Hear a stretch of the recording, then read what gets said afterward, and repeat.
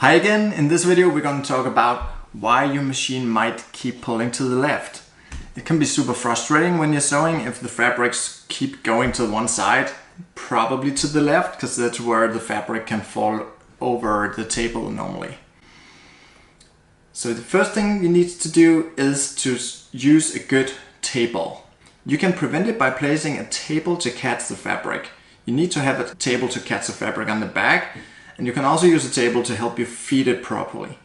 Preferably a large table, so the fabric doesn't fall to the side.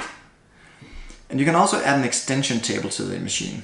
An extension table would just be another sort of table that's specifically made for your machine. And when you feed the fabric, you need to make sure to feed it at the same height as the machine bed. If you feed it too high or too low, or if you don't feed it straight enough, of course you will have the fabric not pulling right. And if you're working with very thin fabric, everything just gets harder. You can also try changing the footer size. Maybe try a bigger foot, for example. This will sometimes fix the problem, and if you're not already using the all-purpose foot or a regular presser foot, you should definitely try to change that first. You also need to make sure that the footer isn't bent. When you look at the footer from the front and from the back, you need to make sure that both sides of the footer is touching the plate at the exactly same time. If it's a little skew, if it's a little off, it will cause your fabric to pull to the side. So watch carefully that each side of the foot should touch the plate at the same time. And if it doesn't, you have to go to the shop and get a new footer.